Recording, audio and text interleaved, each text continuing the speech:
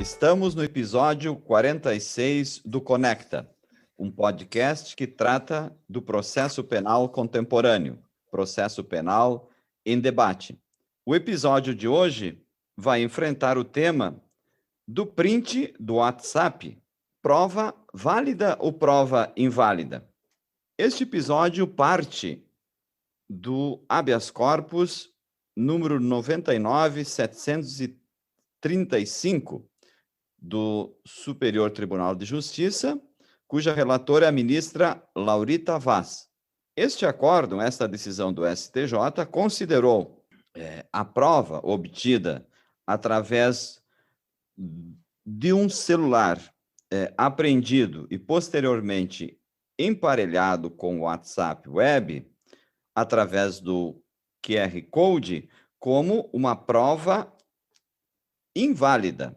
Ou seja, considerou esta prova ilícita. Não só a prova, mas também a decisão judicial que autorizou a busca e apreensão do aparelho celular, o posterior emparelhamento, visualização, com a consequente extração de dados. Então, toda essa prova foi considerada ilícita, e não é só essa prova, mas também todas as demais provas que se conectaram com esta ilicitude, toda a prova daí derivada.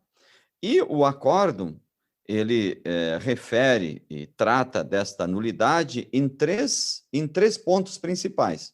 Claro que o caso possui outras peculiaridades, como, por exemplo, esta busca e apreensão foi deferida somente após o arquivamento do inquérito policial, né, e outras questões também, como o tempo utilizado para essa visualização foi superior àquele contido na lei das interceptações telefônicas, que é a Lei 9.296, de 1966.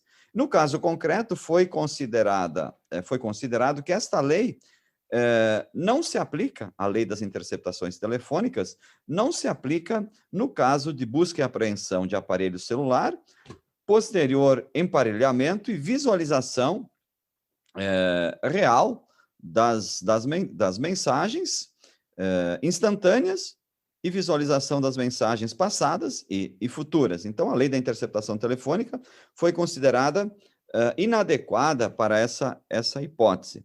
Então, nós temos aqui no acórdão o primeiro motivo dessa inadequação, e diz o Superior Tribunal de Justiça: ao contrário da interceptação telefônica, no âmbito da qual o investigador de polícia atua como mero observador de conversas empreendidas por terceiros, no espelhamento via WhatsApp Web, o investigador de polícia tem a concreta possibilidade de atuar como participante, tanto das conversas que vêm a ser realizadas, quanto das conversas que já estão registradas no aparelho celular. Haja vista ter o poder conferido pela própria plataforma online de interagir nos diálogos mediante envio de novas mensagens a qualquer contato presente no celular e exclusão com total liberdade e sem deixar vestígios de qualquer mensagem passada, presente, ou, se for o caso, também de mensagens futuras. Então, professor Marcos, este é o primeiro motivo da inaplicabilidade da lei das interceptações telefônicas no caso do emparelhamento dos celulares com o WhatsApp Web. Veja, professor Nereu, que esta questão que traz a possibilidade de que a polícia, de que na investigação o investigador ele atue como um observador dessas conversas no WhatsApp Web e possa, segundo este julgamento do Superior Tribunal de Justiça, eventualmente excluir mensagens enviadas, e aqui o caso é muito técnico, porque vai explicar como isso pode acontecer, ou seja, pode excluir mensagens enviadas na modalidade apagar para mim, e até mesmo recebidas, mensagens recebidas em qualquer caso, não deixa essa atitude do investigador, essa possibilidade de atitude do investigador, não deixa absolutamente nenhum vestígio. E por que não vai deixar nenhum vestígio? Justamente por conta da criptografia, que é uma característica do WhatsApp ainda hoje discutida do ponto de vista jurídico no Supremo Tribunal Federal. Mas o fato é que a possibilidade da exclusão dessas mensagens e justamente o fato de não resultar num vestígio também é uma informação relevante para essa decisão. E veja também que existe aqui uma circunstância interessante, porque este acórdão ele acaba declarando a nulidade da decisão judicial, que foi uma decisão judicial que autorizou o espelhamento do WhatsApp via código, mas também de todas as provas que tenham daí diretamente dependido ou que eventualmente tenham daí derivado. E também, evidentemente, aqui no caso, a prisão preventiva. Claro que se por outro motivo não estivessem presos. Então, este acórdão da ministra Laurita Vaz realmente traz essas circunstâncias que as novas tecnologias elas acabaram trazendo para o processo penal como uma ideia de esvaziamento do caso penal na época da ação, ou seja, na época em que se desenvolve o rito procedimental. Por quê? Porque o processo acaba se concentrando na obtenção da prova e no futuro se esvazia o conteúdo da decisão judicial. E aqui é um ponto relevante para quem está nos escutando, porque apesar da importância da epistemologia judiciária, evidentemente que do ponto de vista da epistemologia, a prova relevante sempre é uma prova importante e sempre é uma prova que deve informar o convencimento do julgador, justamente porque no Brasil nós não temos controles da decisão judicial, mas a epistemologia ela vai conviver com regras de admissibilidade e inadmissibilidade de prova. E aqui é o caso concreto. Aqui é o caso clássico em que a epistemologia cede espaço para regramentos que vão debater o quê? Vão debater o interesse privado do indivíduo. Vão debater, por exemplo, aqui a intimidade do indivíduo. Então, nós temos uma decisão judicial. A discussão não é essa.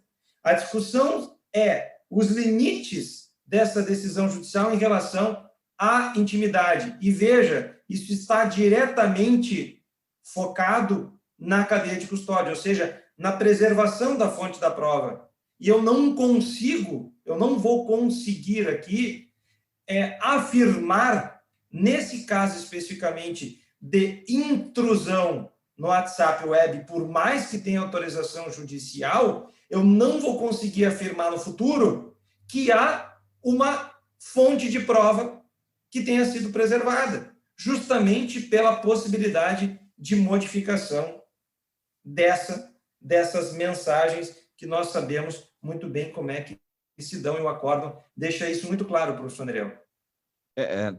Professor Marcos, falasse em dois pontos essenciais, que eu verifico que há uma certa confusão. Uma situação é a garantia, que tu falaste, uma garantia epistêmica, né? Ou seja, de levar para o investigador, aliás, que o investigador leve para a autoridade policial máxima, para que faça o devido indiciamento, e que a investigação leve para o órgão acusador, para o Ministério Público, e depois todo o torrencial de provas para o processo e para o juiz, o bom conhecimento. Esta é uma garantia. Então, mas ao lado das garantias epistêmicas, nós temos as garantias jurídicas, né, que estão na Constituição Federal, no Código de Processo Penal, na Constituição Federal e nos diplomas internacionais. Ou seja, a garantia da ilicitude da prova. Então, não é qualquer conhecimento que pode ser levado a fórceps para para o Ministério Público e para o processo. O conhecimento se leva o conhecimento, o bom conhecimento, entendido como aquele bom conhecimento quando se preserva também as garantias jurídicas. E o outro ponto é a da cadeia de custódia. Nós não tínhamos na nossa legislação, até o pacote de lei anticrime, um regulamento sobre a cadeia de custódia. Nós tivemos agora no pacote anticrime vários dispositivos que estabelecem como se forma, o que deve ser observado na cadeia de custódia da prova, mas da prova pericial. Então, há uma grande discussão se isso se aplica também à prova digital. É um forte entendimento que se aplica também à prova digital, porque uma das funções da observância da cadeia de custódia é justamente que a prova levada ao acusador e ao julgador seja uma prova confiável, fiável. Né? Ou seja, o que vai se reproduzir no processo tem que guardar relação, que se diz, com a mesma idade, ou seja, com a correspondência do que realmente existiu na realidade fática. No momento em que não se pode preservar a cadeia de custódia, que pode ser as conversações através do espelhamento podem ser alteradas, não há como se confiar que se trata do que for representado no processo é a realidade que ocorreu no mundo dos fatos. E o segundo motivo que consta no acórdão é que, ao contrário da interceptação telefônica, que tem como objeto a escuta de conversas realizadas apenas depois da autorização judicial, ou seja, ex nunc, né, para o futuro, né, o espelhamento via código QR Code viabiliza ao investigador de polícia acesso amplo e restrito de toda e qualquer comunicação realizada antes da referida autorização, tá? E, inclusive, com efeitos retroativos. Então, esse é o segundo motivo pelo qual o Superior Tribunal de Justiça, o STJ, considerou que a decisão era nula e toda a prova é inválida. Toda a prova inválida. Então, esse é o segundo motivo. E o terceiro é que, ao contrário da interceptação telefônica, que é operacionalizada sem a necessidade simultânea de busca e apreensão ou domiciliar de um aparelho telefônico, como no caso houve busca e apreensão,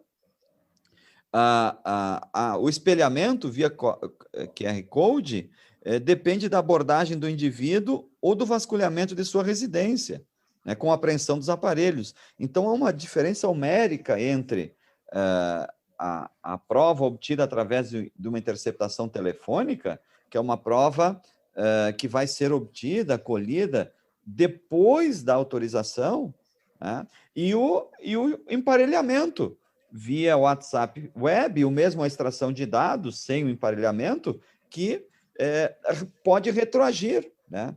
Então, há um verdadeiro... aí não se estaria investigando propriamente fatos, né? Se estaria investigando a pessoa, né? Então, não há como realmente se aplicar a lei de interceptação telefônica ao caso do emparelhamento do WhatsApp Web, através do QR Code, né? Então, nós teríamos que utilizar de uma outra metodologia para que essa prova fosse considerada válida, ou seja, uma metodologia que pudesse ser confiável, que pudesse realmente demonstrar a realidade, demonstrar no processo que o que está no processo realmente representa a realidade do que foi emparelhado, do que foi extraído. Isto é, nós temos que demonstrar de que não houve, que era impossível, né, haver alteração de mensagens, né, para que essa prova seja válida realmente. Não sei se o professor Marcos tem algum comentário sobre isso. E aqui, professor Nereu, apenas para fazer o fechamento desse episódio número 46, até pela relevância do tema para a advocacia, para o dia a dia forense, há aqui dois aspectos. No momento em que eu não tenho essa confiabilidade em relação aos dados que estão sendo avaliados pela autoridade policial, eu não posso exercer com plenitude o contraditório. Nem eu, nem o Ministério Público. Então, esse é um ponto relevante. Existe um outro ponto ainda, é que no momento em que eu falo em WhatsApp, como o professor Nereu muito bem referenciou, eu tenho uma verdadeira devassa, já que eu tenho mensagens passadas e, no caso do WhatsApp web, eu tenho mensagens atuais e, eventualmente, futuras, caso haja uma continuidade desse emparelhamento. E isso me remete também a um caso que aparentemente pode ser mais simples, mas que tem acontecido e certamente em seguida chegará aos tribunais, que é aquele caso em que, com autorização judicial para busca e apreensão dos celulares e também com autorização judicial para extração de dados, para acessar os dados do WhatsApp, a autoridade policial, ela, sem uma metodologia de extração de dados e muitas vezes sem extrair os dados para futura possibilidade de contraditório a esta cadeia de custódia, ou seja, sem metodologia absolutamente nenhuma, a autoridade policial acessa o WhatsApp, escolhe mensagens, faz print screen dessas mensagens ou faz meras fotografias dessas mensagens e junta nos processos, junta na investigação, junta nos relatórios de investigação e não é raro quando estes prints, quando estes conteúdos dão aso a prisões preventivas, a manutenções de prisão preventivas, oferecimentos de denúncia e até mesmo de condenações. E aqui, mais uma vez, é o caso em que não há fiabilidade dessa prova porque a cadeia de custódia não foi preservada. Estamos no episódio número 46, que está no ar hoje, 31/3/2021, às 18 horas, comigo, o professor Nereu Giacomoli, advogado e professor da Escola de Direito da PUC.